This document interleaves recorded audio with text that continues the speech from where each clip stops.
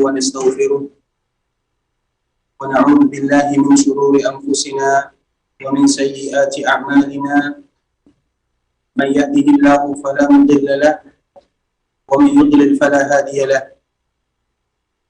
أشهد أن لا إله إلا الله وحده لا شريك له وأشهد أن محمدا عبده ورسوله لا نبي بعد أما بعد يا أيها الذين آمنوا اتقوا الله حق تقاته ولا تموتن إلا وأنتم مسلمون يا أيها الناس اتقوا ربكم الذي خلقكم من نفس واحدة وخلق منها زوجها وبث منهما رجالا كثيرا ونساء واتقوا الله الذي تساءلون به والأرحام إن الله كان عليكم رقيبا يا أيها الذين آمنوا اتقوا الله وقولوا قولا سديدا يصلح لكم أعمالكم ويغفر لكم ذنوبكم ومن يطع الله ورسوله فقد فاز فوزا عظيما أما بعد فإن أصدق الحديث كتاب الله وخير الهدى هدى محمد صلى الله عليه وسلم وشر الأمور محدثاتها فإن كل محدثة بدعة وكل بدعة ضلالة. Saudara kaum muslimin rahimani wa rahimakumullah. Alhamdulillah, kita senantiasa bersyukur kepada Allah Subhanahu wa taala yang mana Allah Subhanahu wa taala masih memberikan kepada kita limpahan rahmat kasih sayang, taufik karunia kepada kita bersama, sehingga kita masih bisa melaksanakan perintah Allah Subhanahu wa taala, sebagaimana juga kita bermohon kepada Allah Subhanahu wa taala agar Allah memberikan kepada kita istiqamah di dalam agamanya. Nikmat yang begitu besar yang Allah senantiasa berikan kepada kita, yang bahkan sendiri Allah Subhanahu wa taala menyebutkan, wa in ta'uddu ni'matallahi la tuhsuha. Kalau seandainya kalian ingin berusaha untuk menghitung nikmat Allah Subhanahu wa taala, niscaya sampai kapanpun kalian tidak akan pernah bisa untuk menghitung nikmat Allah Subhanahu wa taala tersebut. Sehingga dengan nikmat yang begitu banyak yang diminta oleh Allah Subhanahu wa taala kepada kita adalah bersyukur dan senantiasa bersyukur kepada Allah Subhanahu wa taala. Nikmat yang begitu banyak yang Allah berikan. Dan bentuk syukur kepada nikmat yang Allah berikan kepada kita dilakukan dengan 3 cara. Yang pertama adalah berkeyakinan bahwa semua nikmat tersebut berasal dari Allah Subhanahu wa taala. Wa ma bikum min ni'matin faminallah.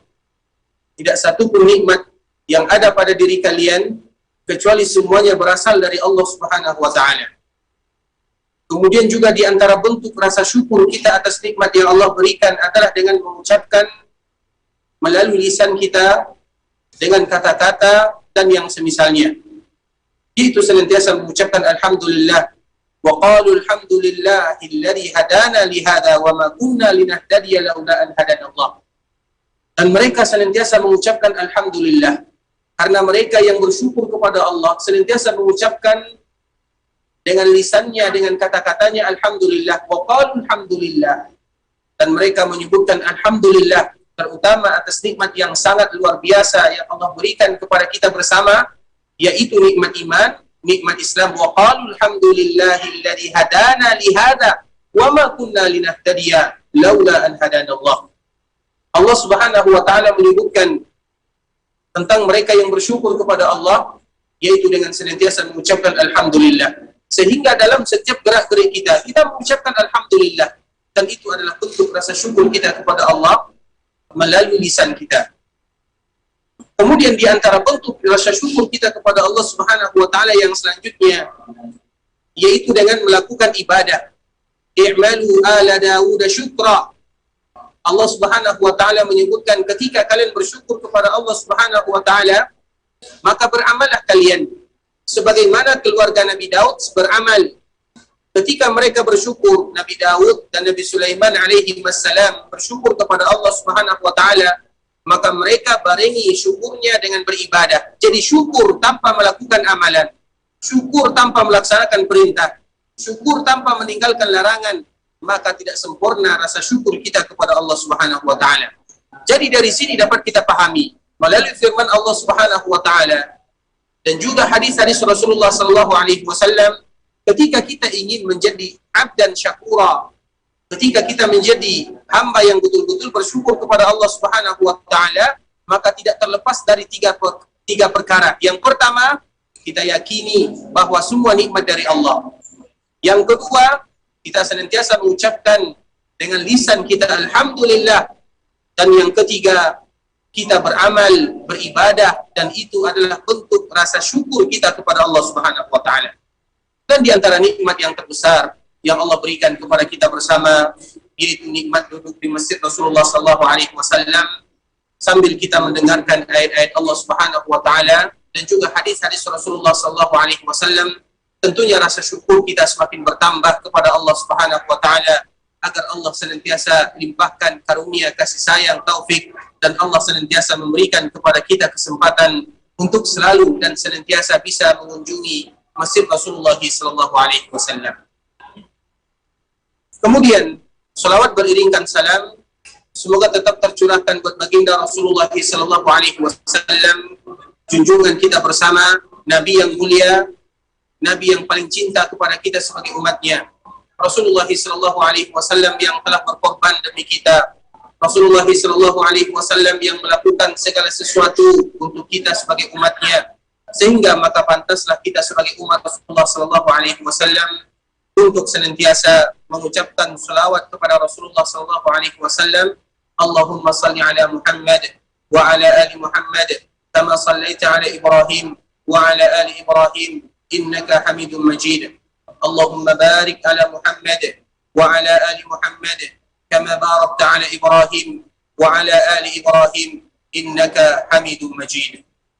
Ikhwatal Islam, saudara kaum muslimin rahimani wa rahimakumullah.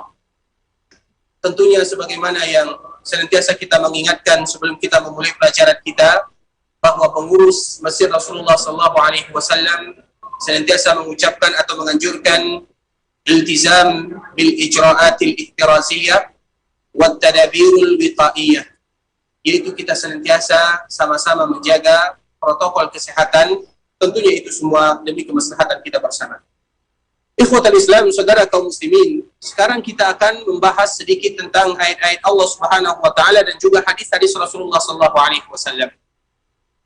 Pertemuan yang sebelumnya kita telah menjelaskan di antara makna la ilaha illallah Muhammadur Rasulullah, yang mana karena la ilaha illallah Muhammadur Rasulullah kita hidup, dan di atas la ilaha illallah Muhammadur Rasulullah kita juga wafat. Tentunya kita ingin hidup di atas kalimat la ilaha illallah, sebagaimana kita juga ingin wafat di atas kalimat la ilaha illallah Muhammadur Rasulullah, dan itu semuanya adalah cita-cita kaum muslimin.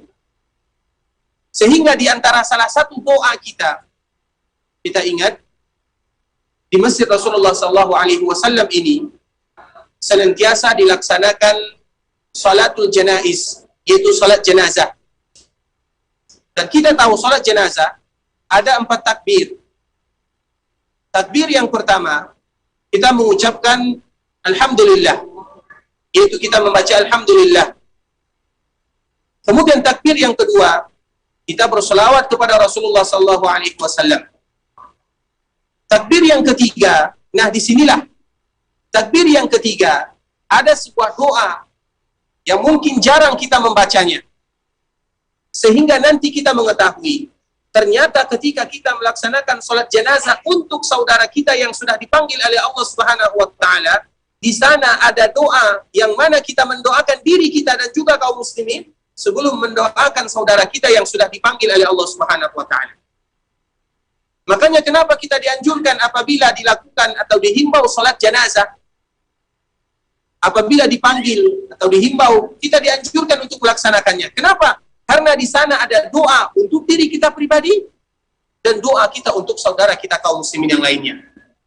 Di antara salah satu doanya, apa kata Rasulullah sallallahu alaihi wasallam? Allahumma ighfir li hayyina wa mayyitina wa syahidina wa ghaibina wa saghirina wa kabirina wa zakarina wa unthana. Allahumma man ahyaitahu minna fa ahyihi 'ala al-iman wa man tawaffaitahu minna fatawaffihi 'ala al-islam. Kemudian baru kita baca doa yang berikutnya. Baik itu Allahumma ighfir lahu warhamhu atau Allahumma la tahrimna ajrahu wa la takhtimna ba'dahu dan yang selanjutnya. Dan ini merupakan di antara salah satu doa yang kita baca ketika kita takbir yang ketiga untuk mensolatkan saudara kita yang sudah mendahului kita bersama. Terutama ketika kita berada di masjid Rasulullah SAW. Allahumma ighfir li hayyina wa mayyitina wa syahidina wa ghaibina wa saghirina wa kabirina wa zakarina wa unthana. Allahumma man ahyaitahu minna fa ahyihi 'alal iman wa man tawaffaitahu minna fatawaffihi 'alal islam. Ini merupakan doa yang kita baca ketika kita takbiratul ihram, ketika kita takbir yang ketiga melaksanakan salat jenazah. Apa artinya? Supaya kita lebih tahu. Ya Allah, ampunkan dosa kami yang masih hidup dan yang sudah meninggal. Ampunkan dosa kami yang hadir dan yang tidak hadir di sini. Ampunkan dosa kami yang kecil ataupun yang sudah dewasa. Ampunkan dosa kami di kalangan kami yang laki-laki ataupun perempuan. Kemudian apa doanya? Allahumma man ahyaitahu minna fa ahyihi 'alal iman. Ya Allah, barang siapa di antara kami yang masih Engkau berikan umur panjang, panjangkan umur kami dalam keadaan beriman. Karena memang kita beriman kepada Allah dan iman itu adalah amalan. Wa man tawaffaitahu minna fatawaffihi 'alal Islam. Dan barang siapa yang Engkau wafatkan di antara kami, wafatkan kami dalam keadaan Islam. Maknanya apa? Maknanya kita berada di dalam dua pilihan. Hidup dalam keadaan beriman, wafat dalam keadaan berserah diri kepada Allah Subhanahu wa taala. Bagaimana kita beriman? Tentunya kita hidup dalam mengucapkan kalimat la ilaha illallah Muhammadur Rasulullah. Sebagaimana kita juga berharap kepada Allah agar kita wafat dalam keadaan la ilaha illallah Muhammadur Rasulullah. Bukankah Rasulullah sallallahu alaihi wasallam menyebutkan kepada kita bersama, "Man kana akhiru kalamihi la ilaha illallah." Barang siapa yang ucapan terakhirnya sebelum dia dipanggil oleh Allah Subhanahu wa taala la ilaha illallah, dakhalal jannah, maka dia masuk surga. Tentunya cita-cita kita bersama. Cita-cita kita bersama tidak lain tidak bukan adalah bagaimana kita masuk ke dalam surga. Dan sebagaimana yang sering kita sebutkan, kunci surga adalah la ilaha illallah Muhammadur Rasulullah. Nah, inilah yang akan kita bahas antara dua. La ilaha illallah Muhammadur Rasulullah. Ada rukunnya, ada syaratnya. Sebagaimana Muhammadur Rasulullah ada rukunnya dan juga ada syaratnya. Ikhwatal Islam, kita ulang sedikit. Sebelum kita menjelaskan lebih lanjut bagaimana pula yang menafikan la ilaha illallah Muhammadur Rasulullah. La ilaha illallah itu adalah kunci surga. Rukun la ilaha illallah ada dua. Yang pertama an-nafyu dan yang kedua al-itsbat. Yaitu kita nafikan semua sesembahan kecuali Allah Subhanahu wa taala. Kita nafikan semua sesembahan yang ada illallah kecuali Allah. Berarti an-nafyu wal itsbat itu rukun la ilaha illallah. Kemudian la ilaha illallah itu juga ada syaratnya yang disebut oleh para ulama syarat la ilaha illallah. Apa syarat la ilaha illallah? Ilmun, yaqinun, ikhlasun, sidqun, mahabbatun, inqiyadun, qabulun. Ada 7 yang disebutkan oleh para ulama dan ada juga yang menyebutkan 8 jumlahnya. Apa syarat la ilaha illallah? Kita harus berilmu, kita harus tahu. Fa'lam, apa kata Allah? Fa'lam annahu la ilaha illallah. Ketahuilah bahwa tidak ada ilah yang berhak disembah kecuali Allah. Jadi mengucapkan la ilaha illallah harus kita tahu fa'lam annahu la ilaha illallah. Ketika kita mengucapkan la ilaha illallah, kita harus berilmu di sana. Kita harus tahu maknanya, kita harus tahu konsekuensinya, kita harus tahu apa yang diminta oleh Allah kepada kita ketika kita mengucapkan la ilaha illallah. Fa'lam annahu la ilaha illallah. Tahu, kalian harus tahu dan mencari tahu. La ilaha illallah. Kemudian yakin tanpa ada keraguan sedikit pun. Sehingga Allah Subhanahu wa taala menyebutkan melalui lisan Nabi sallallahu alaihi wasallam, "Man qala la ilaha illallah yabtaqi bidzalika wajh Allah." Barang siapa yang mengucapkan la ilaha illallah yang tujuannya adalah ingin mengharapkan pahala dari Allah Subhanahu wa taala, maka Allah haramkan untuknya neraka. Tapi bagi siapa yang diharamkan neraka tersebut, bagi mereka yang betul-betul yakin, karena keyakinan apabila sudah masuk ke dalam jiwa seseorang, mudah bagi mereka melaksanakan konsekuensi la ilaha illallah. Mereka yang yakin, mereka akan rajin beribadah. Mereka yang yakin, mereka akan mudah meninggalkan kemaksiatan. Mereka yang yakin, mudah bagi mereka melakukan ketaatan, mudah bagi mereka karena keyakinan. Kemudian ikhlasun, bagi mereka yang mengucapkan la ilaha illallah harus ikhlas, betul-betul mengharapkan pahala dari Allah Subhanahu wa taala. Kemudian bagi mereka yang mengucapkan la ilaha illallah harus jujur kepada diri sendiri, jujur kepada Allah Subhanahu wa taala. Kemudian bagi mereka yang mengucapkan la ilaha illallah harus cinta dengan kalimat la ilaha illallah, cinta kepada agama Allah, cinta kepada agama yang dibawa oleh Rasulullah sallallahu alaihi wasallam. Kemudian mereka yang mengucapkan la ilaha illallah harus menerima semuanya konsekuensi yang diminta oleh Allah Subhanahu wa taala. Kemudian inqiyad yang terakhir daripada syarat la ilaha illallah adalah mereka harus tunduk dan patuh kepada Allah Subhanahu wa taala. Kemudian Muhammadur Rasulullah, ini bagian la ilaha illallah. Kemudian sekarang kita masuk lagi kepada Muhammadur Rasulullah. Apa tuntutan dan apa yang harus kita lakukan ketika kita mengucapkan Muhammadur Rasulullah? Ketika lisan kita sudah mengucapkan Muhammadur Rasulullah, kita yakin, kita bersyahadat bahwa Nabi Muhammad sallallahu alaihi wasallam adalah utusan Allah Subhanahu wa taala. Apa yang harus kita lakukan? Yang pertama, ta'atuhu fima amar. Ta'atuhu fima amar. Tasdiquhu fima akhbar. Wajtinabu ma naha anhu wa zajar. Wa alla yu'badallah illa bima syara'. Ada 4 yang harus kita lakukan, yang mana kemarin kita telah menyebutkan 2 di antara bentuk Muhammadur Rasulullah. Ketika kita mengucapkan Muhammadur Rasulullah, ada 4 hal yang harus kita laksanakan. Yang pertama apa? Ta'atuhu fima amar, yaitu mentaati apa yang diperintahkan oleh Rasulullah SAW, atau kita berusaha semaksimal mungkin melaksanakan sunnah Rasulullah SAW, terutama sunnah Nabi dalam kehidupan sehari-hari. Kita mengetahui sunnah Rasulullah SAW sangat banyak, mulai dari kita bangun tidur sampai kita tidur lagi, semuanya tidak akan terlepas dari sunnah Nabi SAW. Ketika seseorang melakukan salah satu sunnah Nabi SAW dan ini terlepas daripada hukumnya, karena sunnah Nabi itu ada tingkatannya, ada derajatnya, ada hukum-hukumnya. Ada sunnah Nabi yang wajib hukumnya, ada sunnah Nabi yang fardu hukumnya, ada sunnah Nabi yang hanya sunnat saja, ada sunnah Nabi SAW mubah saja, boleh kita lakukan, boleh tidak kita lakukan. Namun apabila seseorang melakukan sunnah Nabi karena dia ingin mengharapkan pahala dari Allah Subhanahu wa taala, bentuk kecintaan dia kepada Nabi SAW, maka Allah akan berikan kepadanya pahala yang berlipat ganda. Kita contohkan. Di antara salah satu kesukaan Rasulullah SAW, Nabi itu suka memakai pakaian-pakaian yang berwarna putih. Nabi SAW suka memakai pakaian yang berwarna putih. Kalau ada sebahagian kaum muslimin, mereka tidak memakai pakaian yang berwarna putih, maka itu biasa, tidak menjadi masalah. Karena ini bukan diwajibkan, namun hanya kesenangan Nabi SAW.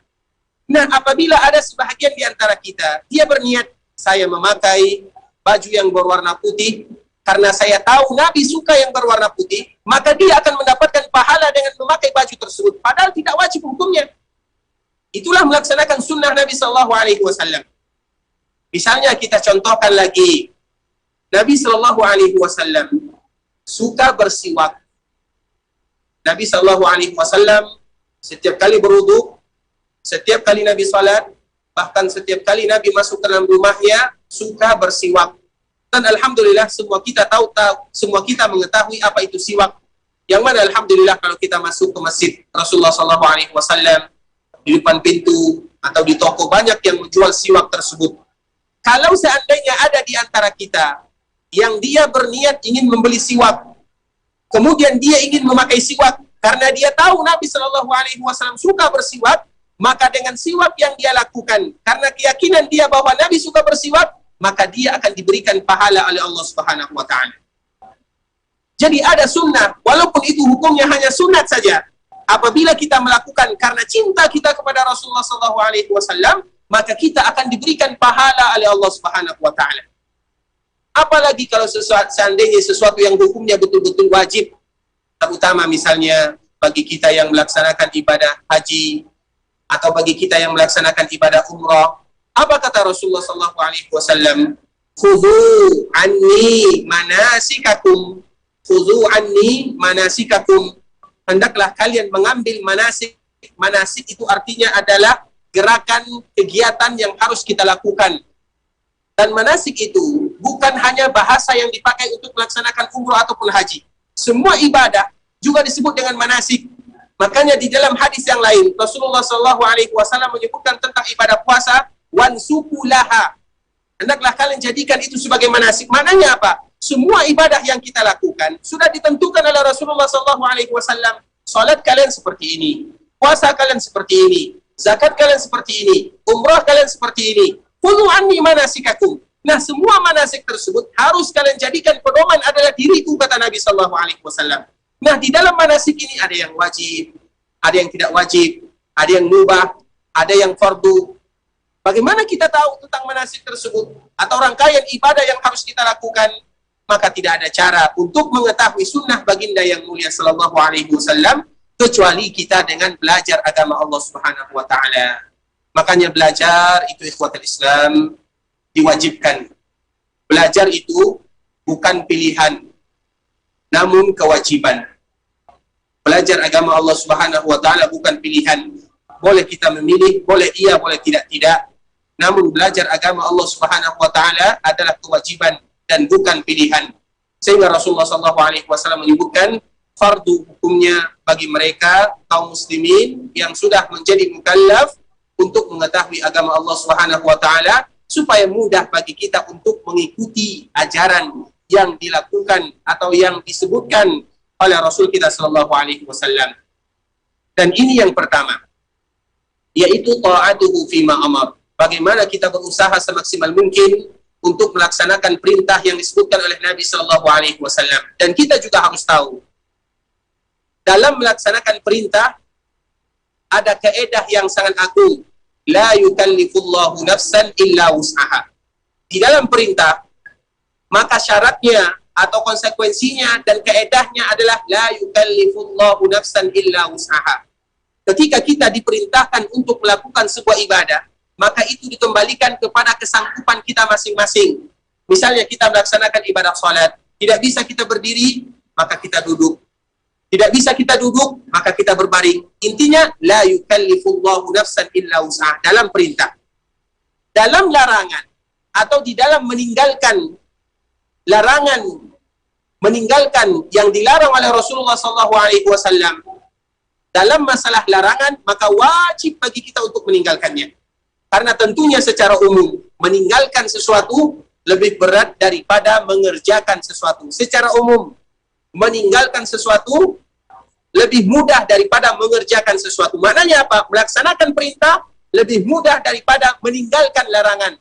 Sehingga di dalam melaksanakan perintah Allah Subhanahu Wa Taala di dalam kita beragama, maka kita harus kembalikan kepada kaidah la yukallifullahu nafsan illa wus'aha. Kemudian itu yang pertama. Yang kedua, di antara konsekuensi la ilaha illallah Muhammadur Rasulullah, terkhusus Muhammadur Rasulullah, yaitu wa tasdiquhu fima akhbar. Semua yang Nabi sebutkan kepada kita wajib kita percayai. Tidak boleh ada di dalam jiwa seorang muslim kalimat, kata-kata keraguan di dalam jiwanya terhadap agama Allah Subhanahu Wa Taala. Tidak boleh seorang muslim ada keraguan di dalam jiwanya, di dalam hatinya ragu kepada Nabi Sallallahu Alaihi Wasallam dan ragu terhadap apa yang Nabi sebutkan. Dan ini telah kita jelaskan kemarin. Seorang muslim mengucapkan sami'na wa ata'na wa qalu sami'na wa ata'na ghufranaka rabbana wa ilaikal masir. seorang muslim setiap ada perintah, pemberitahuan, kabar dari Nabi sallallahu alaihi wasallam, mereka menyebutkan kami dengar dan kami taati. Itulah seorang muslim. Seorang muslim, mereka melaksanakan apa yang diperintahkan kepada mereka tanpa banyak bertanya. Sehingga banyak syariat Allah Subhanahu wa taala yang mungkin belum tahu kita jawabannya. Namun kita yakin semua itu ada hikmahnya. Tapi kita tidak tahu apa jawabannya. Apa yang harus kita lakukan? Itulah yang disebut dengan sami'na wa ata'na. Kita mendengar, kemudian kita melaksanakan tanpa banyak bertanya, mengapa Nabi sallallahu alaihi wasallam memerintahkan seperti ini? Makanya ikhwatal Islam, di dalam Al-Quran terutama di dalam surah Al-Baqarah, banyak ayat-ayat yang berbicara yas'alunaka, yas'alunaka, yas'alunaka. Hanya sekitar 12 saja. Kenapa demikian? Karena turun sebuah ayat Allah Subhanahu wa taala yang memerintahkan kepada sahabat Nabi sallallahu alaihi wasallam untuk tidak banyak bertanya, yang mana dengan banyak bertanya tersebut akan membuat kita malas beribadah kepada Allah Subhanahu wa taala. Misalnya Allah perintahkan kepada kita salat, habis perkara kita melaksanakan salat. Tanpa kita banyak bertanya, kenapa salat subuh harus 2 rakaat, kenapa maghrib harus 3? Itu bukan urusan kita, itu adalah urusan Allah Subhanahu wa taala. Karena urusan kita adalah melaksanakan sami'na wa ata'na. Kita dengar dan kita taati. Dan tidak sama dengan orang-orang sebelumnya sebagaimana yang kita kisahkan. Makanya di dalam syariat Islam banyak bertanya yang akan mengantarkan kita malas bekerja dan beribadah, itu dilarang. Malas bertanya yang menyebabkan kita malas beribadah kepada Allah Subhanahu wa taala, maka itu tidak diperbolehkan. Makanya Allah Subhanahu wa taala kisahkan kepada kita tentang Bani Israel yang bertanya kepada Nabi Musa, yang mana pada akhirnya mereka susah untuk melaksanakan pertanyaan mereka itu sendiri. Mengapa? Karena banyak bertanya. Sedangkan kita sebagai umat Nabi sallallahu alaihi wasallam, tasdiquhu fima akhbar, yaitu bagaimana kita membenarkan semua yang disampaikan Nabi sallallahu alaihi wasallam. Kemudian yang ketiga, di antara salah satu yang harus kita lakukan, wajtinabu ma naha anhu wa zajar. Wajtinabu ma naha anhu wa zajar, yaitu meninggalkan apa yang dilarang oleh Rasulullah sallallahu alaihi wasallam. Semua yang dilarang oleh Nabi sallallahu alaihi wasallam pasti ada hikmahnya, dan kita meninggalkan semua apa yang dilarang oleh Rasulullah sallallahu alaihi wasallam. Dan yang terakhir, wa alla yu'badallah illa bima syara'.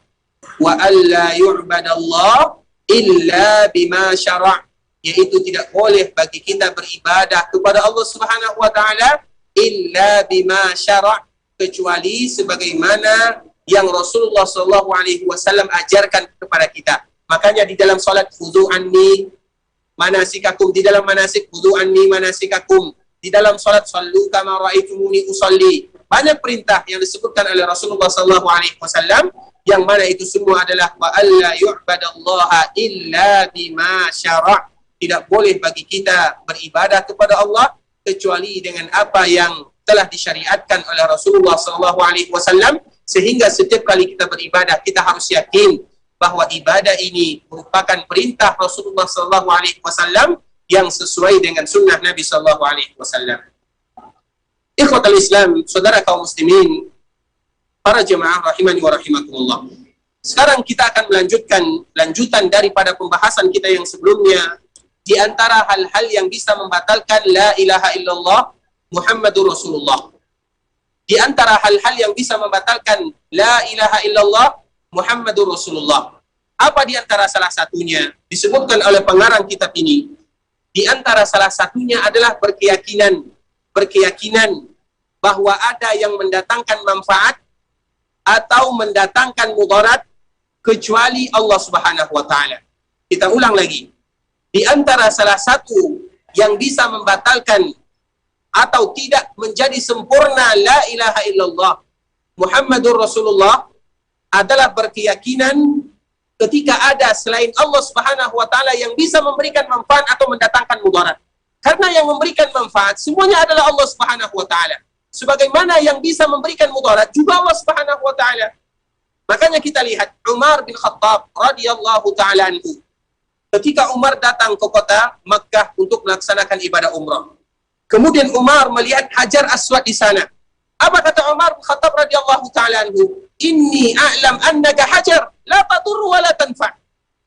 Apa kata Umar bin Khattab ketika melihat Hajar Aswad, yang mana Hajar Aswad ini merupakan hajar yang paling mulia, hajar yang datang dari surga, hadiah dari Allah Subhanahu wa taala kepada umat Rasulullah sallallahu alaihi wasallam.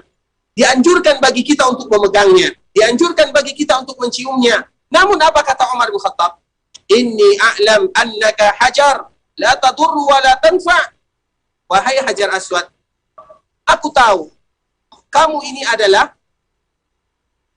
adalah batu. Karena memang itu adalah hajar, namanya hajar, batu yang berwarna hitam. La tadurru wa la tanfa, yang tidak memberikan mudarat sebagaimana juga tidak memberikan manfaat. Terus kenapa Umar bin Khattab radhiyallahu taala anhu mencium Hajar Aswad ini? Apa kata Umar bin Khattab? Laula anni ra'aitu Rasulullah sallallahu alaihi wasallam yuqabbiluk ma qabbaltuk. Kalau seandainya aku tidak melihat Nabi menciummu, maka aku pun tidak akan menciummu. Maknanya apa? Mengapa kita mencium Hajar Aswad? Mengapa kita dianjurkan untuk memegang Hajar Aswad?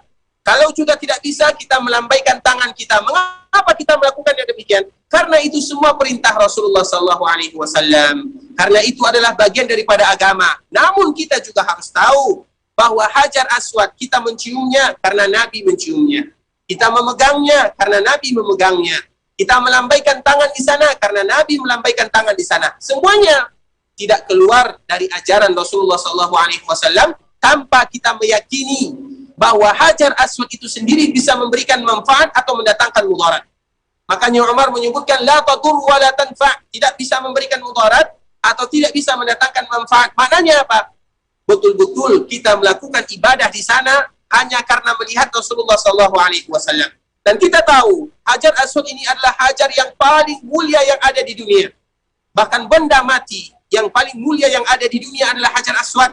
Karena Hajar Aswad itu langsung diturunkan oleh Allah Subhanahu wa taala melalui malaikat Jibril kepada Nabi kita Ibrahim alaihissalam ketika Nabi Ibrahim membangun Ka'bah bersama anaknya Ismail.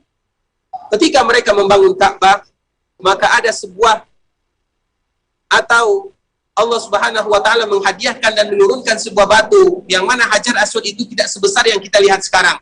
Hajar Aswad itu besar. Hajar Aswad itu sangat besar.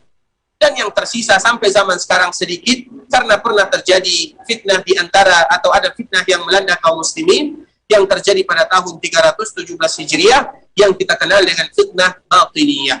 Jadi maknanya apa? Kalau Hajar Aswad saja tidak bisa memberikan manfaat dan mudarat dengan zatnya, dengan dirinya, bagaimana seorang muslim berkeyakinan bahwa ada benda yang bisa mendatangkan manfaat atau bisa menolak bala dari mereka? Makanya seorang muslim tidak berkeyakinan seperti keyakinan kita sekarang. Misalnya ada batu yang bisa mendatangkan manfaat, ada batu yang bisa menolak bala, seperti misalnya kita kenal ada batu akik misalnya. Itu hanya sekedar batu, tanpa mendatangkan manfaat, tanpa juga memberikan mudarat. Hanya sekedar batu ketika kita memakainya. Karena seorang muslim meyakini yang memberikan manfaat dan mendatangkan mudarat hanyalah Allah Subhanahu wa taala. Sehingga Rasulullah SAW pernah menyebutkan, dan hadis ini merupakan pelajaran bagi kita bersama. An Imran bin Husain radhiyallahu taala anhu, anna Nabi sallallahu alaihi wasallam ra'a rajulan fi yadihi halaqatun min sufur. Faqala ma hadhihi? Qala min al-wahinah. Faqala anzi'ha fa innaha la taziduka illa wahna. فَإِنَّكَ لَوْ مِتَّ وَهِيَ عَلَيْكَ مَا أَفْلَحْتَ أَبَدًا. Dari Imran bin Husain. Imran bin Husain adalah salah seorang sahabat, anaknya sahabat yang meninggal pada tahun 52 Hijriah. Dia pernah, dan ini sebenarnya adalah cerita tentang Imran bin Husain, bahwa Nabi melihat ada salah seorang laki-laki di tangannya ada gelang. Gelang ini bukan sembarangan gelang, gelang yang mereka mengira itu adalah sebagai penangkal. Karena sebahagian kita melihat ada yang menggunakan benang, kadang benang kepada anak yang baru lahir supaya tidak terkena ini, supaya tidak terkena itu, kadang diletakkan di leher, kadang di tangan, kadang di pinggul. Nabi sallallahu alaihi wasallam ra'a rajulan fi yadihi halaqatun min sufur. Jadi Nabi sallallahu alaihi wasallam melihat seseorang di tangannya diletakkan yang seperti tadi. Gelang-gelang yang dianggap gelang ini bisa menahan bala atau bisa mendatangkan manfaat. Maka Rasulullah sallallahu alaihi wasallam bertanya, "Ma hadhihi?" Wahai kalian, wahai kamu yang tadi ada benang atau ada bahan-bahan di tangannya. Ma hadhihi, kata Nabi sallallahu alaihi wasallam. Apa ini wahai sahabatku? Apa yang kamu lakukan? Apa yang ada di tanganmu? Qala minal wahina. Apa jawaban sahabat tersebut? Ya Rasulullah, ini adalah untuk supaya membuat aku lebih kuat. Kalau bahasa kitanya penangkal. Penangkal gangguan ini, penangkal gangguan itu, penangkal dari sihir, tameng dari guna-guna dan yang semisalnya. Minal wahina. Ya Rasulullah, ini supaya membuat aku lebih kuat, mendatangkan kekuatan kepada diriku. Apa kata Rasulullah sallallahu alaihi wasallam? Ini pesan Rasulullah sallallahu alaihi wasallam. Faqala anzi'ha. Faqala anzi'ha. Rasulullah sallallahu alaihi wasallam menyebutkan anzi'ha. Anzi'ha, buang. Fa innaha la taziduka illa wahna. Karena mereka yang menggantungkan yang demikian, ada yang di tangannya, ada yang di jarinya, ada yang di pinggulnya, ada yang di lehernya. La taziduka illa wahna. Tidaklah membuat kita kecuali semakin lemah. Kenapa? Apabila kita sudah menggantungkan sesuatu di badan kita ini, walaupun tujuannya adalah untuk tangkal ini, untuk tangkal itu, maka keyakinan kita akan mulai berubah. Kita akan mulai melirik dan melihat kepada hal-hal yang tadi telah kita gantungkan. Maka harapan kita mulai bertanya kepadanya, atau harapan kita mulai tergantung kepadanya. Dengan harapan kita akan memberikan manfaat, harapan kita menolak bala. Maka Nabi menyebutkan anzi'ha, buang. Fa innaka law mitta wa hiya 'alaika ma aflahta abadan. Karena kalau seandainya masih ada tangkal, masih ada hal-hal tersebut di tanganmu, kemudian kamu meninggal dengan membawa perkara tersebut, ma'aflahta abadan, selama-lamanya kamu tidak akan mendapatkan keberuntungan. Maknanya apa ikhwatal Islam? Semuanya kita sandarkan kepada Allah Subhanahu wa taala. Semuanya kita sandarkan kepada Allah. Yang memberikan manfaat kepada kita siapa? Allah. Yang mendatangkan mudarat siapa? Semuanya dengan izin Allah Subhanahu wa taala. Sehingga Rasulullah sallallahu alaihi wasallam menyebutkan dalam hadis yang harus kita ulang-ulang.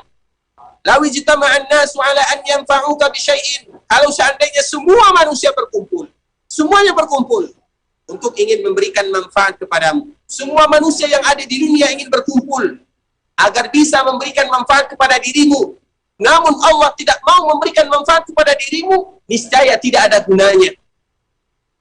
Sebagaimana sebaliknya, walau ijtama'u 'ala an yadurruka bi syai'in. Kalau seandainya semua manusia mereka berkumpul ingin memberikan mudarat kepadamu, ingin mencelakai dirimu, ingin mengguna-guna dirimu, ingin memberikan mudarat kepada dirimu, namun tidak diizinkan oleh Allah Subhanahu wa taala, ayadurruk, maka tidak akan pernah memberikan mudarat kepada dirimu. Maknanya apa? Kita gantungkan harapan kita semua kepada Allah Subhanahu wa taala. Makanya sebelumnya kita menyebutkan tentang hadis bagi mereka yang betul-betul bertawakal kepada Allah Subhanahu wa taala, menyerahkan semua urusan kepada Allah, hidup mati kita kepada Allah. Qul inna salati wa nusuki wa mahyaya wa mamati lillahi rabbil alamin la syarikalah wa bidzalika umirtu. Kita semua gantungkan harapan kepada Allah Subhanahu wa taala. Apa yang akan kita dapatkan? Yadkhulunal jannata bighairi hisabin wala adzabin. Mereka yang betul-betul menggantungkan harapan semuanya hanya kepada Allah, betul-betul bertawakal kepada Allah Subhanahu wa taala, maka mereka akan masuk surga tanpa dihisab dan tanpa diazab. Menggantungkan harapan semuanya kepada Allah Subhanahu wa taala, pahalanya, balasannya adalah masuk surga tanpa dihisab dan tanpa diazab. Itu adalah yang disebutkan oleh Rasulullah SAW bagi mereka yang betul-betul menggantungkan harapannya kepada Allah Subhanahu wa taala. Kemudian ikhwatul Islam, kita lanjutkan hadis yang selanjutnya. Walahu an Uqbah bin Amir marfu'an, dari Uqbah bin Amir, Dia menyebutkan man ta'allaqa tamimah fala atammallahu lah. Wa man ta'allaqa wad'atan fala wada'allahu lah. Barang siapa yang menyimpan tamimah. Tamimah itu bisa kita artikan dengan mantra-mantra, bacaan-bacaan khusus selain Al-Quran ataupun hadis-hadis Nabi Sallallahu Alaihi Wasallam, atau menggantungkan, kalau bahasa kitanya, digantungkan kepada anaknya, atau bisa juga digantungkan di tokonya, di warungnya, yang kita kenal dengan pelaris misalnya. Semuanya termasuk ke dalam hadis yang disebutkan oleh Rasulullah Sallallahu Alaihi Wasallam. Tamimah ini, dulu orang-orang Quraisy atau dulu orang-orang jahiliyah, mereka mengkhususkan untuk anak-anak. Karena kita tahu, anak-anak ini, mereka identik dengan dua penyakit. Bahkan sampai sekarang. Anak-anak ini, mereka identik dengan dua penyakit. Yang pertama, penyakit demam. Yang kedua, penyakit ain. Yang pertama adalah penyakit demam, dan yang kedua adalah penyakit ain. Penyakit demam, semua kita tahu. Yang kedua, penyakit ain. Ain itu apa? Ain itu artinya adalah mata yang hasad atau mata yang dengki. Kita terangkan, ain itu artinya adalah mata hasad. Karena apabila seorang hamba memiliki kenikmatan, atau seorang hamba memiliki nikmat, baik itu nikmat rupa yang bagus, atau nikmat harta, atau nikmat yang lainnya, nikmat kendaraan, nikmat jabatan, semua nikmat yang mereka miliki, tidak semua orang yang suka kepadanya. Pasti ada orang yang iri kepadanya. Misalnya kita punya harta, pasti ada yang iri. Kenapa ya orang tersebut bisa memiliki harta banyak, padahal pekerjaannya biasa-biasa saja. Ada saja yang iri. Ketika kita punya rumah yang bagus, ada saja yang iri. Ketika kita memiliki keturunan yang sehat, ada saja yang iri. Nah, iri tersebut dibantu oleh syaitan. Kemudian apabila iri tersebut sampai kepada orang yang diirikan, kemudian atas izin Allah Subhanahu wa Ta'ala, kalau seandainya orang tersebut tidak memiliki tangkal dari Al-Quran, maknanya penameng dirinya dari Al-Quran, ataupun zikir-zikir kepada Allah Subhanahu wa Ta'ala, maka dengan itulah mereka terkena penyakit ain. Dan penyakit ain itu adalah penyakit yang bisa mematikan, bukan kepada manusia saja, bahkan kepada hewan, bahkan kepada kendaraan, bahkan kepada yang lainnya. Semuanya bisa kena ain. Dan yang paling banyak terkena ain itu adalah anak-anak. Kenapa? Karena anak-anak itu mereka indah. Anak-anak itu mereka menarik semua perhatian kita. Kita lihat kadang anak-anak itu tiba-tiba dia menangis. Kadang ada anak-anak tersebut tiba-tiba demam, langsung dia wafat. Itulah disebut dengan penyakit ain. Dan itu hak. Al-ainu haqqun, kata Nabi SAW. Ain itu hak benarnya. Ain itu pasti adanya. Tinggal bagaimana kita menangkal ain tersebut. Kalau orang jahiliyah, cara mereka menangkal ain, yaitu mereka mengambil batu-batu yang berasal dari laut, atau batu-batu yang tidak juga berasal dari laut. Kadang sebahagian mereka berasal dari laut batunya, kadang sebahagian yang lain tidak berasal dari laut. Kemudian batu tersebut dibikin lubang di tengahnya. Kemudian semakin banyak batunya, ibarat kalung, seperti kalung. Kemudian dikalungkan kepada anak-anak mereka. Itulah cara mereka menangkal supaya anak mereka tidak terkena demam dan anak mereka tidak terkena ain. Itu adalah perbuatan orang-orang jahiliyah yang disebutkan oleh Rasulullah sallallahu alaihi wasallam, man ta'allaqa tamimatan fala atammallahu lah wa man ta'allaqa wada'atan fala wada'allahu lah. Barang siapa yang menggantungkan seperti ini untuk menangkal dirinya atau menangkal anak-anaknya atau menangkal keluarganya, maka Allah tidak akan pernah memberikan kesempurnaan kepada mereka. Maknanya apa? Kita lupa menggantungkan harapan kita kepada Allah Subhanahu wa Ta'ala. Sehingga seorang muslim, tentunya kita ada penangkal diri kita, penangkal yang diajarkan oleh Allah Subhanahu wa Ta'ala. Apabila kita memiliki sesuatu nikmat Allah Subhanahu wa Ta'ala, seperti misalnya kita memiliki kendaraan yang bagus, atau rumah yang bagus, atau kebun yang luas, atau anak yang cantik, yang bagus rupanya. Semua nikmat yang kita miliki, apabila nikmat tersebut adalah nikmat milik kita, maka kita harus menyebutkan kalimat Masya Allah. Misalnya kita punya anak yang kita sayang sekali kepada anak kita tersebut, dan semua kita sayang kepada anak kita, maka kita menyebutkan Masya Allah. Kita punya mobil yang kita sukai, atau kendaraan yang sangat kita sukai yang bagus, jangan lupa kita menyebutkan Masya Allah. Atau kita memiliki toko yang bagus, misalnya banyak langganannya, banyak orang yang datang ke sana, kita menyebutkan Masya Allah. Kita punya rumah yang bagus, rumah yang indah, sebutkan Masya Allah. Kenapa? Karena itulah yang diajarkan oleh Allah Subhanahu wa Ta'ala untuk menangkal nikmat yang Allah berikan kepada kita, agar tidak ada orang yang bisa mengguna-gunanya, atau tidak ada orang yang bisa iri kepada nikmat yang Allah berikan kepada kita tersebut. Makanya ini disebutkan oleh Allah di dalam Al-Quran, walaula idh dakhalta jannataka qulta ma syaa Allah la quwwata illa billah. Allah Subhanahu wa Ta'ala sebutkan di dalam surah Al-Kahfi, yang mana nanti bisa kita merujuk di dalam surah Al-Kahfi tersebut. Walaula idh dakhalta jannataka qulta ma syaa Allah la quwwata illa billah. Kalau seandainya ketika kalian memasuki perkebunan kalian, maknanya apa? Perkebunan yang kita miliki, perkebunan kita. Qulta, kalian mengucapkan dan kalian menyebutkan Masya Allah la quwwata illa billah. Masya Allah la quwwata illa billah. Masya Allah, tidak ada kekuatan kecuali dari Allah Subhanahu wa Ta'ala. Sehingga di antara keunikan dan keindahan yang kami lihat pribadi, terutama di daerah sini, di kota Madinah, biasanya orang-orang di Madinah, ketika mereka punya rumah makan yang bagus, ketika mereka memiliki rumah yang bagus, kendaraan yang bagus, maka di rumah mereka itu yang ditulis adalah Masya Allah la haula la quwwata illa billah. Kenapa? Sehingga setiap orang yang melihatnya, maka yang pertama kali mereka lihat adalah kalimat ini. Paling tidak mereka akan baca di dalam hatinya. Supaya apa? Supaya tidak mudah syaitan untuk memasukkan kedengkian di dalam hati kaum muslimin, yang dengki, yang iri kepada kaum muslimin yang diberikan nikmat tersebut. La Masya Allah la quwwata illa billah.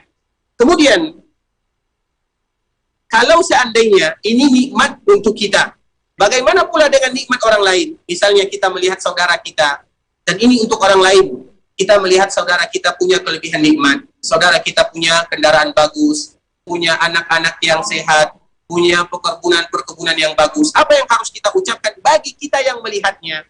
Bagi kita yang melihatnya, maka disebutkan oleh Rasulullah SAW, barik lahu, sebutkan untuknya adalah Masya Allah tabarakallah atau barakallahu fiik. Jadi ada dua yang harus kita berusaha semaksimal mungkin untuk mengamalkannya. Yang pertama, apabila nikmat itu untuk kita dan kepunyaan kita, ketika setiap kali kita melihatnya, kita mengucapkan Masya Allah, agar tidak ada syaitan bisa merasuki nikmat tersebut. Kemudian kalau kita melihat nikmat itu punya teman kita, punya orang lain, maka kita disebutkan dan dianjurkan oleh Rasulullah SAW, barik lahu Masya Allah tabarakallah. Ada kalimat barakallah, barakallah. Dan itulah solusi yang disebutkan oleh Allah Subhanahu wa Ta'ala, dan solusi yang disebutkan oleh Rasulullah SAW untuk menangkal orang yang iri, atau penyakit ain, atau penyakit-penyakit guna-guna, mantra-mantra, dan yang semisalnya. Rasulullah SAW sudah memberikan solusi terhadap semua permasalahan yang kita hadapi. Makanya Rasulullah SAW menyebutkan, man ta'allaqa tamimatan fala atammallahu lah, wa man ta'allaqa wad'atan fala wad'allahu lah. Barang siapa yang menggantungkan, yang menyimpan yang benda-benda tadi kita sebutkan, karena di setiap daerah mereka memiliki benda yang berbeda. Ada kadang-kadang benda tersebut dari batu, ada kadang-kadang benda tersebut dari kertas yang di dalamnya ada tulisan ini, tulisan itu yang tidak jelas bacaannya, bahkan tidak tahu dari mana asal-usulnya. Ada kadang-kadang benda tersebut bentuknya segitiga, kemudian dibawa, ditulis di dalamnya ada huruf-huruf tertentu. Maka itu semua disebut dengan jamimah. Apa kata Rasulullah SAW? Barang siapa yang memiliki ini, fala atammallahu lah, Allah tidak akan memberikan kepadanya kesempurnaan nikmat. Allah hilangkan nikmat tersebut dari dirinya. Wa man ta'allaqa wada'atan, dan barang siapa yang menggantungkan, seperti yang tadi kita sebutkan, baik itu digantungkan di lehernya, atau diikatkan di pinggangnya, atau di tangannya, fala wada'allahu lah, maka Allah pun tidak akan memberikan nikmat tersebut atau tidak akan menyempurnakan nikmat tersebut bagi dirinya. Di dalam riwayat yang lain, wa fi riwayat, man ta'allaqa tamimatan faqad asyrak. Rasulullah sallallahu alaihi wasallam menyebutkan, man ta'allaqa tamimatan faqad asyrak. Barang siapa yang menggantungkan ini semua, maka mereka sudah melakukan kesyirikan. Dan kita juga harus tahu kalimat kesyirikan di dalam hadis-hadis Nabi sallallahu alaihi wasallam apabila disebutkan dengan sifat nakirah atau tidak disebutkan bagaimana besar atau kecil, maka itu lebih identik kepada syirik kecil. Namun bagaimanapun syirik baik kecil ataupun besar, semuanya adalah dosa besar yang kaum muslimin berusaha semaksimal mungkin untuk menjaga diri mereka, menjaga keluarga mereka dari hal-hal yang bisa membatalkan la ilaha illallah Muhammadur Rasulullah. Kemudian ikhwatul Islam, saudara kaum muslimin, para jemaah rahimani wa rahimakumullah, hadis yang terakhir kita akan membacakan hadis Abu Hatim Ibnu Abi Hatim an Hudzaifah bin Yaman annahu ra'a rajulan fi yadihi khaytun min al-huma faqata'ahu wa tala qawlahu ta'ala wa ma yu'minu aktsaruhum billahi illa wa hum musyrikun. Dan ini adalah dari salah seorang sahabat Nabi sallallahu alaihi wasallam ketika dia melihat ada seorang laki-laki di tangannya memiliki ikatan-ikatan tertentu. Ada benang-benang khusus. Dilihat di sana ada khayt. Khayt itu lebih identik dengan benang, yang diyakini bahwa dengan benang tersebut akan bisa menjaga dirinya. Maka langsung dia memutuskan benang tersebut. Kemudian dia membacakan firman Allah Subhanahu wa taala, "Wa ma yu'minu aktsaruhum billahi illa wa hum musyrikun." Kebanyakan mereka-mereka yang beriman, namun mereka masih mencampurkan keimanan mereka tanpa menggantungkan harapan kepada Allah Subhanahu wa taala. Kita mengetahui di antara nikmat yang terbesar Allah berikan kepada kita bahwa setiap kita ini memiliki penjagaan dari Allah Subhanahu wa taala. Kita harus ingat di antara kasih sayang Allah Subhanahu wa taala kepada kita bersama bahwa Allah memberikan kepada kita penjagaan. Siapa yang menjaga kita? Semua kita. Semua kita ada yang menjaganya. Siapa yang menjaga kita? Malaikat Allah Subhanahu wa taala. Setiap kita punya penjaga.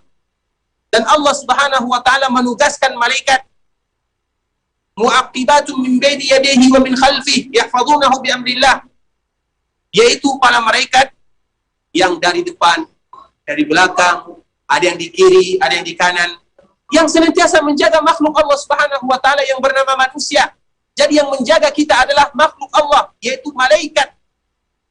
Jadi Allah Subhanahu wa taala bisa menjaga kita, namun Allah Subhanahu wa taala lebih memberikan penjagaan melalui para malaikatnya. Kalau seandainya kita tahu malaikat yang menjaga kita, maka jangan sampai ada di antara kita yang mengusir malaikat-malaikat Allah Subhanahu wa taala. Kemudian yang menjadi pertanyaan, apakah malaikat itu bisa kita usir? Bisa. Dan banyak kaum muslimin, mereka tanpa mereka sadari, mereka mengusir malaikat-malaikat Allah Subhanahu wa taala. Kita tahu malaikat Allah Subhanahu wa taala adalah hamba yang tunduk dan patuh kepada Allah Subhanahu wa taala, melaksanakan semua perintah Allah Subhanahu wa taala. La ya'sunallaha ma amarahum wa yaf'aluna ma yu'marun. Mereka tidak pernah berbuat maksiat. Mereka hanya melaksanakan perintah Allah Subhanahu wa taala. Dan di antara perintah Allah tersebut adalah menjaga kita sebagai manusia. Yang menjaga kita adalah malaikat Allah. Namun ada sebahagian manusia, mereka tidak suka dijaga oleh malaikat Allah Subhanahu wa taala. Secara tidak langsung mereka tidak suka. Siapa mereka yang tidak suka dijaga oleh malaikat-malaikat Allah Subhanahu wa taala? Yang menjadikan gantungan-gantungan di tangannya atau di anggota badannya, baik itu mantra, tamimah, wada'ah, dan yang semisalnya. Berarti seolah-olah mereka tidak suka dijaga oleh malaikat Allah Subhanahu wa taala. Mereka lebih menggantungkan harapan mereka kepada mantra tersebut. Makanya di dalam riwayat yang lain, Allah Subhanahu Rasulullah menyebutkan, barang siapa yang menggantungkan kepada sesuatu, wukila ilaihi, Allah akan sandarkan dirinya kepada apa yang dia gantungkan. Harapan kita kepada siapa? Apakah kepada mantra tersebut? Apakah kepada benang-benang tersebut? Apakah kepada jimat-jimat tersebut? Allah akan wakilkan kita kepada yang kita gantungkan tersebut. Kita tidak mau. Kita hanya mewakilkan diri kita kepada Allah Subhanahu wa taala. Allah yang menjaga kita. Nah, itulah di antara mereka yang mengusir secara tidak langsung, mereka tidak menerima penjagaan Allah Subhanahu wa taala. Sebagaimana juga di Di antara salah satu yang disebutkan oleh Rasulullah SAW, secara tidak langsung ada sebahagian kaum muslimin yang mereka mengusir penjagaan Allah Subhanahu wa taala. Di antara salah satunya adalah sebagaimana kejadian yang pernah terjadi kepada Rasulullah SAW. Rasulullah ikhwatal Islam senantiasa berjumpa dengan Jibril alaihissalam dalam bentuk manusia. Karena Jibril tidak pernah dilihat oleh Nabi dalam bentuk aslinya kecuali 2 kali saja. Selebihnya Jibril berjumpa dengan Nabi Shallallahu Alaihi Wasallam dalam bentuk manusia. Pernah suatu ketika Jibril mengatakan kepada Rasulullah Shallallahu Alaihi Wasallam bahwa dia akan berjumpa dengan Rasulullah Shallallahu Alaihi Wasallam pada waktu ini, di hari ini, setelah sholat ini. Kemudian ketika waktunya datang, maka Jibril tidak datang. Maka Rasulullah SAW pun mulai bertanya-tanya, mengapa Jibril tidak datang? Padahal Jibril ini adalah Ar-Ruhul Amin. Jibril ini adalah yang menyampaikan amanah dari Allah Subhanahu wa taala yang tidak pernah mengingkari janji, tepat waktu.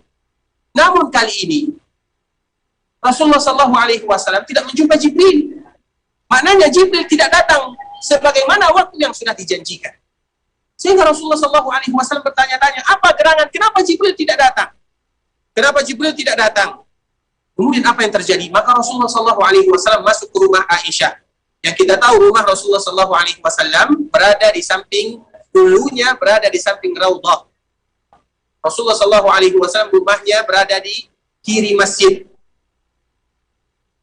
Yang mana pertamanya Rasulullah SAW rumahnya di kanan masjid. Kita tahu kiblat itu dulu pertama ke arah sana, ke belakang kita, yaitu Baitul Maqdis. Kemudian setelah 16 bulan lamanya Nabi di kota Madinah, maka kiblat itu berputar menuju Ka'bah Al-Musyarrafah, ke depan kita sekarang. Sehingga secara otomatis rumah Nabi pun berputar. Karena dulu pertama kali rumah Nabi itu di belakang masjid, dekat dengan Ashabus Suffah, para sahabat-sahabat yang tidak ada tempat tinggal dan makanan. Kemudian ketika berputar kiblatnya, maka tentunya rumah Nabi pun berputar arahnya. Sehingga sekarang rumah Nabi SAW berada di arah kiri bagian depan masjid. Yang mana disitulah Rasulullah SAW dikuburkan, yang mana kita senantiasa dianjurkan untuk berziarah ke perkuburan Nabi SAW. Disitulah rumah Rasulullah SAW bersama ibunda kita Aisyah radhiyallahu ta'ala anha. Nah, ketika Jibril tidak datang, maka Rasulullah masuk ke rumah Aisyah radhiyallahu ta'ala anha.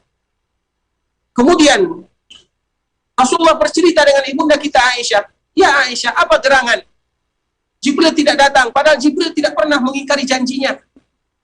Maka dilihat, ternyata di bawah kasurnya Rasulullah SAW ada seekor anjing kecil yang masuk di bawah, yang bersembunyi di bawah kasur Nabi SAW, yang mana Jibril tidak mau bertemu dengan Nabi SAW dan tidak mau masuk ke dalam rumah Rasulullah SAW gara-gara ada anjing ini. Maknanya apa? Berarti Nabi SAW menyebutkan kepada kita rumah yang ada anjingnya, maka tidak ada malaikat yang masuk atau malaikat tidak mau masuk ke dalamnya. Kemudian setelah anjing tersebut diusir oleh Rasulullah SAW, maka malaikat Jibril langsung datang. Dan Jibril langsung menyebutkan, wahai Muhammad, aku dari tadi aku menunggumu, aku sudah menunggumu, sesuai dengan janji yang telah kita sepakati. Namun aku tidak bisa masuk ke dalam rumahmu, karena yang menghalangi diriku ada anjing yang bersembunyi di bawah kasurmu. Padahal Nabi SAW tidak tahu.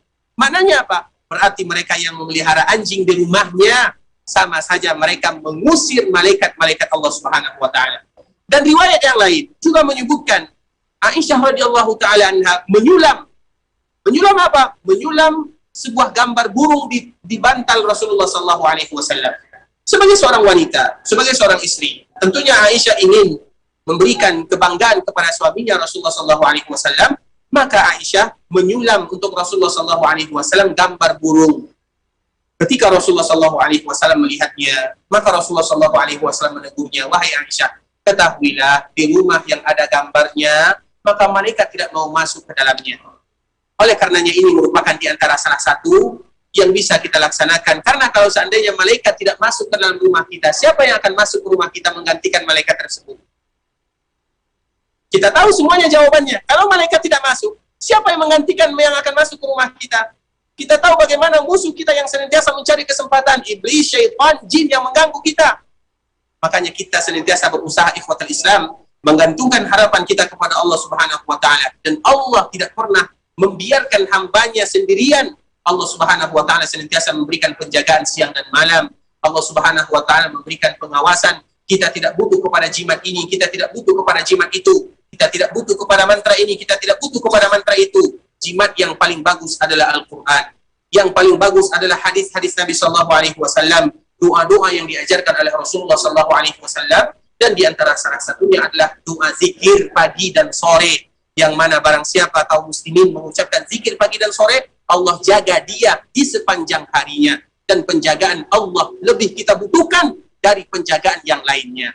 Ikhwatul Islam, saudara kaum muslimin, para jemaah rahimani wa rahimakumullah, mungkin sampai di sini dulu pembahasan kita, dan insya Allah akan kita sambung besok insya Allah ta'ala, dan kita senantiasa berdoa kepada Allah Subhanahu wa ta'ala agar Allah memberikan kepada kita kesehatan, Allah Subhanahu wa ta'ala memberikan kepada kita keistiqamahan, Allah Subhanahu wa ta'ala senantiasa memberikan kepada kita penjagaan, baik diri kita, keluarga kita, baik kita yang ada di sini, keluarga kita yang kita tinggalkan di daerah kita masing-masing. Semoga Allah Subhanahu wa ta'ala menjaga kita bersama.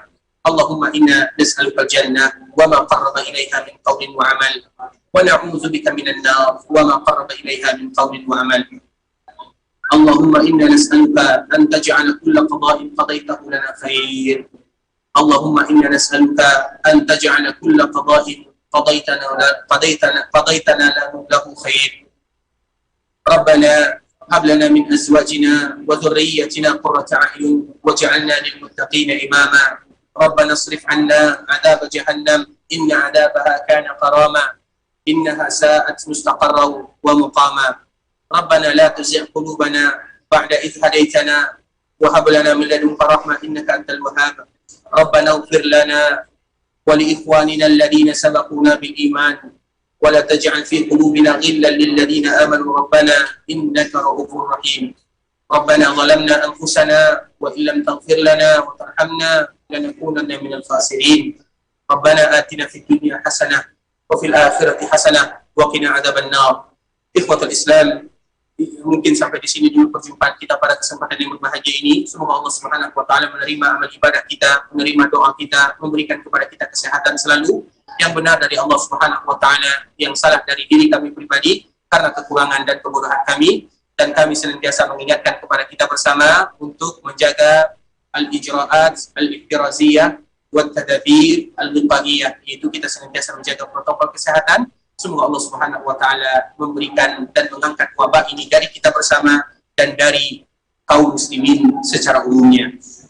Kita tutup dan membaca doa kafaratul majlis. Subhanakallahumma wa bihamdika asyhadu an la ilaha illa anta astaghfiruka wa atubu ilaik. Wa sallallahu wa sallim ala habibina wa nabiyyina wa sayyidina Muhammadin wa ala alihi wa sahbihi wa sallam tasliman katsira. Assalamualaikum warahmatullahi wabarakatuh.